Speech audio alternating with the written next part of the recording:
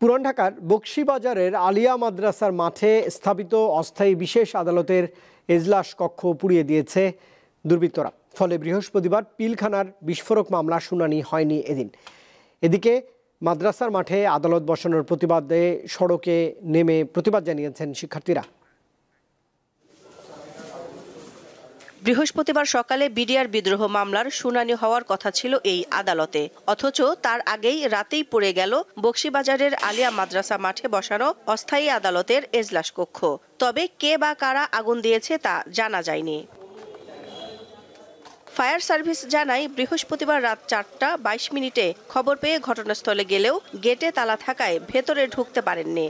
পরে আমরা এখানে আসছি, আসার পরে আর ভিতরে ঢোকার মতো পরিবেশ ছিল না। তারপরে এখন আপনাদের সাথে ঢোকার পরে দেখলাম যে এখানে আগুন নিবানোর মতো কিছু নাই।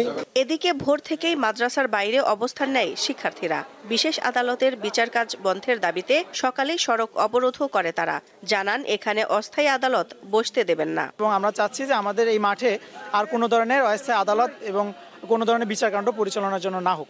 আমরা এই আদালতের পক্ষে এবং এই বিচারের পক্ষে, কিন্তু সেটা এখানে নয়, কোনোভাবেই নয়। আজকে পুরস্কার বিতরণী অনুষ্ঠান, আজকে সবাইকে দাওয়াত দেওয়া, আমাদের সমস্ত কার্যক্রম সবকিছু কমপ্লিট আমাদের, কিন্তু আজকে হুট করে আপনারা বলবেন যে এখানে আদালত বসবে, আপনাদের প্রোগ্রাম পরে হবে বা আগে হবে, বা আপনাদের প্রোগ্রাম আজকে হবে না পরে হবে, এটা তো হয় না।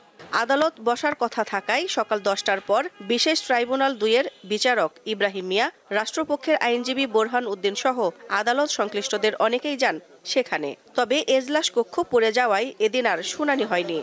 আমরা সবাই, আমাদের প্রসিকিউশন পক্ষ, আমার জানা মতে বিচারক মহোদয়, এমনকি আসামি পক্ষ চেয়েছিলেন যে আজকে একটা নিষ্পত্তি হোক। আমরা আন্তরিক ছিলাম যে হ্যাঁ, নিশ্চয়ই আমরা এটা করে ফেলবো, কিন্তু বাস্তবতা এই যে এটা করা হয়নি।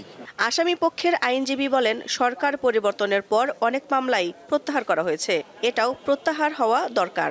যারা এই স্টেশনে ছিলেন না, দরবার হলে ছিলেন না, তারা ভিন্ন জায়গায় ছিলেন। যেহেতু তারা সাক্ষী দিতে রাজি হয় নাই, তাদেরকে জোর করে ধরে এনে আসামি করা হয়েছে, তাদেরকে কনভিক্টেড করা হয়েছে। হত্যা মামলায় খালাস পেয়েছেন, দীর্ঘদিন ধরে তারা ছাড়া পাচ্ছেন না।